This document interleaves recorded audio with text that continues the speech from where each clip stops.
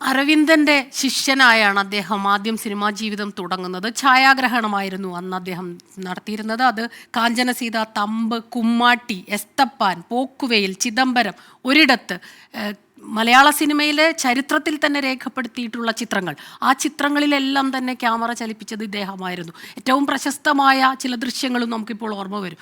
ചിദംബരത്തിൽ ആ പടിക്കെട്ടുകൾ ഇറങ്ങി വരുമ്പോൾ സ്മിതാ പാട്ടീലിരിക്കുന്ന ദൃശ്യമൊക്കെ തന്നെ എത്രയെത്രയോ ചർച്ചയായ, അതുപോലെയുള്ള എത്രയോ ദൃശ്യങ്ങളാണ് അദ്ദേഹം ഛായാഗ്രാഹകൻ എന്നുള്ള നിലയ്ക്ക് അരവിന്ദിനോടൊപ്പം ചേർന്ന് നമുക്ക് സമ്മാനിച്ചിട്ടുള്ളത്. ഇപ്പോൾ ഓർമ്മയാകുന്നത് അത്തരം ചരിത്രം കൂടിയാണ് ഓർമ്മയാകുന്നത്. അതുകൊണ്ട് തന്നെ ഈ സിനിമയെ സ്നേഹിക്കുന്നവർ, കലാമൂല്യമുള്ള സിനിമയെ നെഞ്ചോട് ചേർത്ത് വയ്ക്കുന്നവർക്ക് തീർച്ചയായിട്ടും ഇതൊരു ഞെട്ടൽ തന്നെയാണ്. ഇനി ഇതുപോലൊരാൾ എന്നുള്ളൊരു ചോദ്യവും വരുന്നു. അദ്ദേഹത്തിന് ഇപ്പോൾ അജീഷ് പറഞ്ഞതനുസരിച്ചാണെങ്കിൽ അദ്ദേഹത്തിന് ആരോഗ്യ പ്രശ്നങ്ങൾ ഉണ്ടായിരുന്നു. അത് അറിയാമായിരുന്നതാണ്. കാരണം കാലങ്ങളായിട്ട് ചികിത്സയിലായിരുന്നു അദ്ദേഹം എന്നാണ് ഇപ്പോൾ അജീഷ് പറഞ്ഞത്. അപ്പോൾ എങ്കിൽ പോലും ഇദ്ദേഹത്തിൻ്റെ വിയോഗ വാർത്ത തീർച്ചയായിട്ടും സിനിമാ ലോകത്തെ വല്ലാതെ ദുഃഖത്തിലാഴ്ത്തുന്നുണ്ട്. ഇത്രയും കരുത്തുറ്റ, ഇത്രയും കഴിവുറ്റുള്ളൊരു സംവിധായകൻ, ഇത്രയും കഴിവുള്ള ഒരു ഛായാഗ്രാഹകൻ അദ്ദേഹം പോകുമ്പോൾ മലയാള സിനിമയിലെ ഏറ്റവും അതികായന്മാർക്ക് അവരുടെ ഓർമ്മകളിലേക്ക് തന്നെ, അവർ ഓർമ്മയായപ്പോൾ അവരിലേക്ക് തന്നെ ചേർത്ത് വയ്ക്കുകയാണ് നമ്മൾ ഇപ്പോൾ ഈ ഷാജി എൻ കരുൺ എന്ന നാമം കൂടി.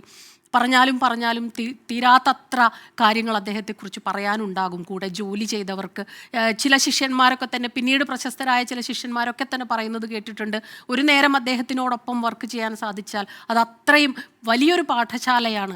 അദ്ദേഹം പല കാര്യങ്ങളും പഠിച്ചെടുക്കാൻ കഴിയും. പ്രത്യേകിച്ച് അദ്ദേഹം സംവിധാനം ചെയ്ത സിനിമകളിലാണെങ്കിലും അദ്ദേഹത്തിൻ്റെ ഈ ഛായാഗ്രാഹകൻ എന്നുള്ള ആ ഒരു കഴിവ് കൂടി നമുക്ക് ഓരോ ചിത്രങ്ങളിലും കാണാം. ആ രീതിയിൽ തന്നെയാണ് അത് പോകുന്നത്. വാനപ്രസ്ഥത്തിലൊക്കെ തന്നെ നമ്മൾക്ക് ഓർത്തെടുക്കാവുന്ന എത്രയെത്രയോ ദൃശ്യങ്ങളുണ്ട് അതിൽ. അപ്പോൾ തീർച്ചയായിട്ടും ഈ ഒരു മണിക്കൂറുകളിൽ ഈ ദുഃഖവാർത്ത നമ്മൾ പ്രേക്ഷകർക്കായി പങ്കുവയ്ക്കുമ്പോൾ പ്രേക്ഷകർക്ക് എല്ലാവർക്കും തന്നെ, കലയെ സ്നേഹിക്കുന്ന, സിനിമയെ സ്നേഹിക്കുന്ന എല്ലാവർക്കും തന്നെ അത് വല്ലാത്ത വേദന ഉണ്ടാക്കുന്നുണ്ട്. അജീഷ് കൂടുതൽ വിവരങ്ങൾ പറയൂ. നമ്മൾക്ക് സിനിമാ രംഗത്ത് തന്നെയുള്ള പലരിൽ നിന്നും അവരുടെ പ്രതികരണങ്ങൾ, അവർ അദ്ദേഹത്തെക്കുറിച്ച് വർക്ക് ചെയ്ത, ഒപ്പം ജോലി ചെയ്തവർ, അല്ലെങ്കിൽ അദ്ദേഹത്തിൻ്റെ ചിത്രങ്ങളെക്കുറിച്ച്, അതൊക്കെ അവരുടെ ഓർമ്മകളിലൂടെയൊക്കെ നമ്മൾക്ക് കേൾക്കണം. അവരുടെ പ്രതികരണങ്ങൾ അങ്ങനെ ഏതെങ്കിലും രീതിയിൽ വന്നു തുടങ്ങിയിട്ടുണ്ടോ? ഇപ്പോൾ എവിടെയാണ് അജീഷ് നിൽക്കുന്നത്? അദ്ദേഹത്തിൻ്റെ വസതിയിലേക്ക് എത്തിയോ?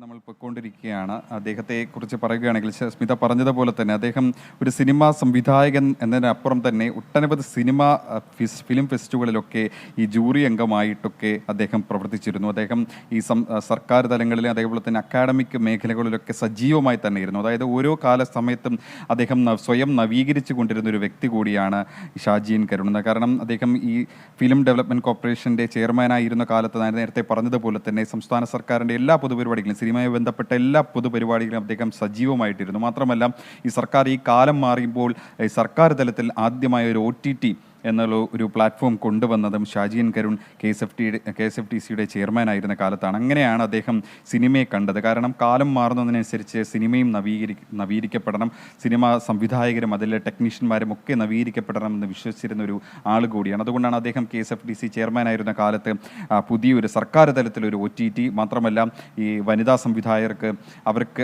അവരുടെ സൃഷ്ടികൾ ഉണ്ടാകാൻ വേണ്ടി സർക്കാരിൻ്റെ തലത്തിൽ ആ സഹായത്തിൽ അവരുടെ സിനിമകൾ ഉണ്ടാകണമെന്ന് അദ്ദേഹം നിർബന്ധമുണ്ടായിരുന്നു. അതുകൊണ്ടാണ് സ്ത്രീകൾക്ക്, പ്രത്യേകിച്ച് സ്ത്രീ സംവിധായകരായി കടന്നു വരുന്നവർക്ക് ധനസഹായം നൽകുന്ന പദ്ധതികൾ സാംസ്കാരിക വകുപ്പ് ആവിഷ്കരിച്ചത്. ഇതൊക്കെ തന്നെ അദ്ദേഹത്തിൻ്റെ ആശയം, അദ്ദേഹത്തിൻ്റെ പങ്ക് വലുതാണ്. ഒട്ടനവധി ചിത്രങ്ങളിലൊക്കെ ഒട്ടനവധി അദ്ദേഹത്തിൻ്റെ സിനിമകൾ ദേശീയ അന്തർദേശീയ തലങ്ങളിലൊക്കെ പ്രദർശിപ്പിച്ചതെന്നൊക്കെ നമ്മൾ പറഞ്ഞിരുന്നു. പക്ഷേ അതേപോലെ തന്നെ അദ്ദേഹത്തിൻ്റെ ചിത്രങ്ങൾ അത് എല്ലാ കാലത്തും നമ്മൾ ഈ ചലച്ചിത്ര വിദ്യാർത്ഥികൾക്ക് ഒരു പാഠപുസ്തകമാണ്. കാരണം ഒട്ടനവധി നമ്മുടെ കോട്ടയത്തെ ഫിലിം ഇൻസ്റ്റിറ്റ്യൂട്ടിൽ പോലും, അതേ മാത്രമല്ല ഇന്ത്യയിലെ തന്നെ പല പ്രധാനപ്പെട്ട ഫിലിം ഇൻസ്റ്റിറ്റ്യൂട്ടിൽ പോലും അദ്ദേഹത്തിൻ്റെ ചിത്രങ്ങൾ അത് പഠിക്കാനായി കുട്ടികൾക്ക് നൽകാറുണ്ട്. കാരണം അതൊരു പാഠപുസ്തകമാണ് ഷാജി എൻ കരുൺ എന്ന സംവിധായകൻ്റെ സിനിമകൾ. അങ്ങനെയാണ് അദ്ദേഹം തൻ്റെ സിനിമകളെ വാർത്തെടുക്കുന്നത്, അങ്ങനെയാണ് തൻ്റെ സിനിമകളെ അദ്ദേഹം പ്രേക്ഷകരിലേക്ക് നൽകുന്നത്. ആ സിനിമകൾ അത്രത്തോളം കാമ്പുള്ളതാണ്, ആ ജീവിതങ്ങൾ അടയാളപ്പെടുത്തുന്നതാണ്. ആ ജോഗ്രഫിക്കൽ വിഷ്വൽ പോലും, ആ ജോഗ്രഫി അടയാളപ്പെടുത്തുന്നതിൽ പോലും അത്രയും കൺസീവ് ചെയ്താണ് അദ്ദേഹം ഓരോ സിനിമയും സൃഷ്ടിക്കുന്നത്. അജീഷ് തുടരുക.